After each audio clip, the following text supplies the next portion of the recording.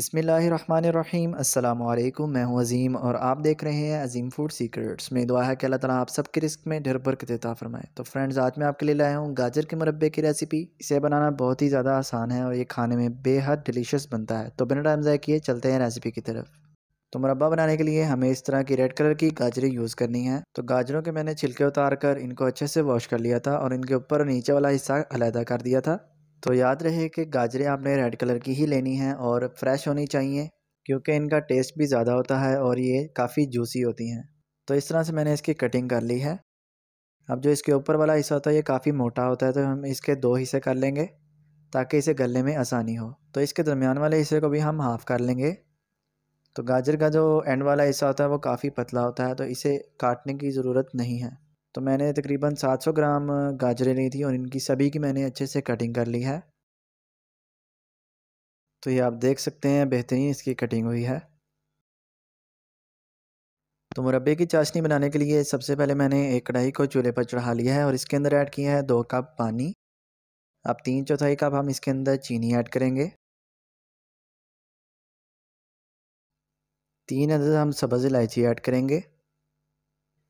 आप फ्लेम को मीडियम कर लेंगे और इसकी चाशनी तैयार कर लेंगे। तो चीनी अच्छे से मेल्ट हो चुकी है। तो जो गाजरें हमने काट कर रखी थी उसको हम इसके अंदर ऐड कर देंगे।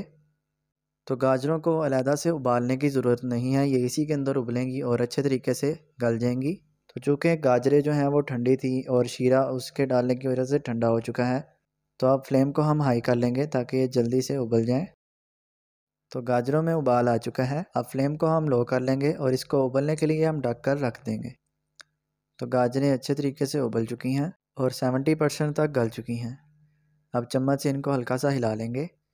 अब ढक्कन को हम नहीं लगाएंगे इसके ऊपर, इसको ऐसे ही पकने देंगे। तो शीरा जो है वो काफ़ी हद तक कम हो चुका है और गाढ़ा हो चुका है और गाजरें भी हमारे माशाल्लाह से बेहतरीन गल चुकी हैं। अब इस पॉइंट पे हम इसके अंदर ऐड करेंगे half tea spoon lemon juice.